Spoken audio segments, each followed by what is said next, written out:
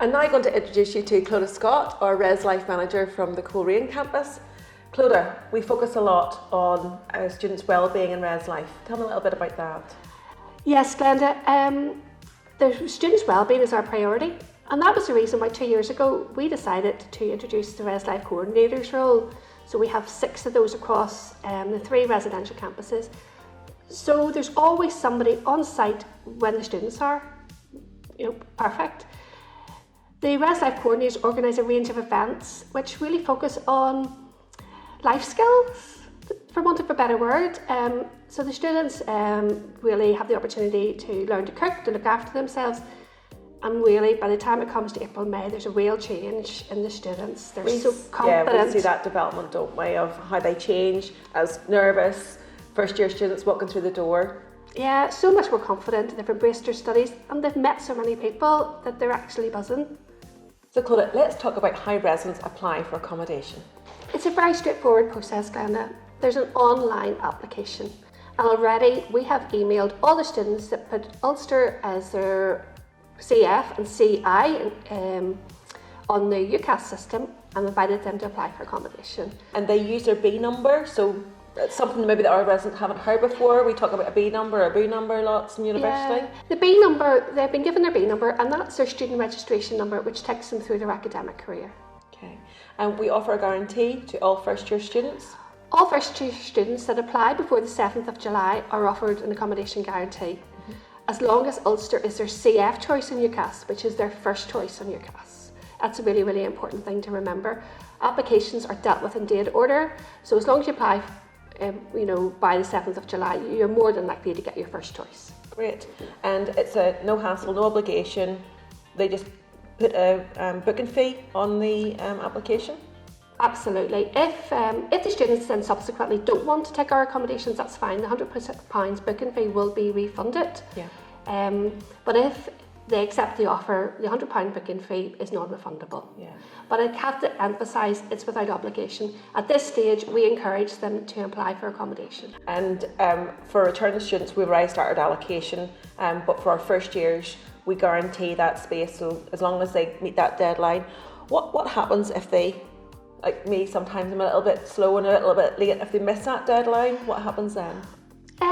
We will continue allocating rooms as long as we have rooms, and in general, demand meets supply. But I would just encourage people, we have had so many applications already, encourage people to apply early. Yeah, great. We have 2 main different room types that are really popular with our first years. There are different types of accommodation on all of our campuses, but there's 2 that really attract our first year students. All the accommodation is self-catering, so they all will be sharing the kitchen, and that's really important for them to have the opportunity to mix with their flatmates. Yeah. But there's 2 main options, as you say. So there's an ensuite room. That's a bedroom where you have your own bathroom, you have your own shower and your own WC, and that's down to yourself. Then we have a standard room in a self-contained 6-bedroom house or apartment where you're sharing the showers and toilets with your flatmates.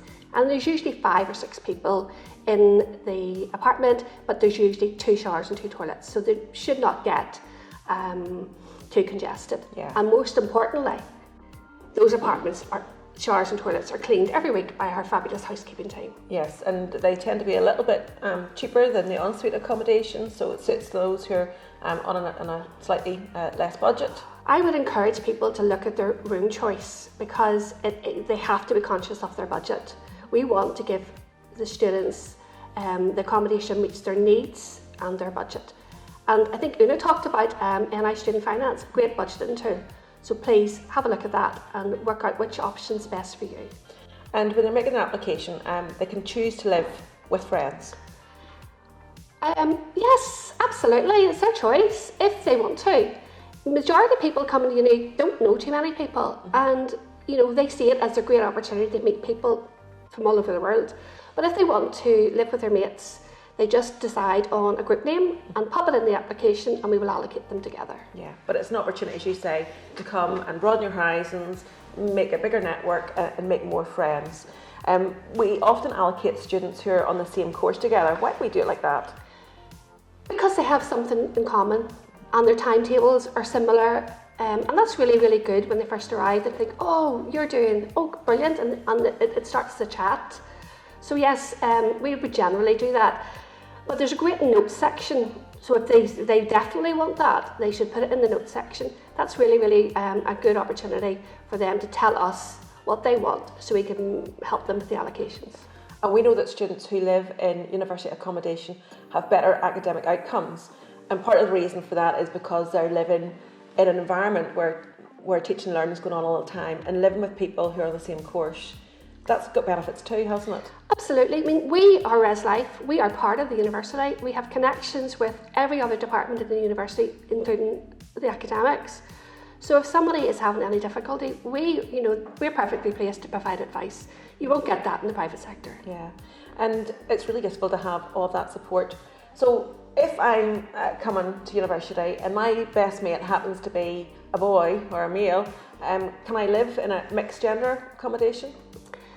Mixed gender has become increasingly popular, and yes, it's your choice. All again, on the application, you can apply for single gender, mixed gender, and also there's a new one over the last few years which is alcohol-free. Generally quieter, but it's become increasingly popular. Yeah, I think something like 15% of our residents last year chose to live in alcohol-free, which is a great opportunity for those who still want to come and enjoy life but don't necessarily have to drink alcohol. We talked then about the application form. There is a section about medical needs and accessibility. We have a very strong culture in Ulster of supporting students and widening access. Tell me a little bit about that. Do you know, Glenda, it troubles me when people don't tell us that they have a medical condition, whether it's anxiety or autism or a physical disability. They need to tell us. I hate the idea of somebody struggling because they didn't provide us with the information. We work really, really closely with the wellbeing team to make sure the transition to university for every student is as smooth as possible. And if a student requires any adaptations or additional support, that's in place when they arrive. And that would be so reassuring. Yeah, and that's it. We're here to help, and we want to provide that level of help. We also offer room transfer. So if you go into the private sector and you don't get on with your flatmates and things fall apart, even if they are your best friends, you're stuck with that situation. That's not the case at Ulster. No. Again, it's important that they keep in touch, keep the lines of communication open. Our office staff are fabulous. They are so, they're so forward thinking, given that they're all of a certain age. I shouldn't say that, but yeah, but they are so, they treat the students like their own kids, and they would encourage them to come and chat. And if somebody wants to move to another room, certainly we will do our best, as long as we have a room to move them to. We do treat every application individually, but sometimes if it's not right, we can easily fix it. And we've seen it before. We can start again and get someone in with a group of people that they really get on with. Claudia, it's been great chatting this morning. Thanks very much, Glenda. Thank you.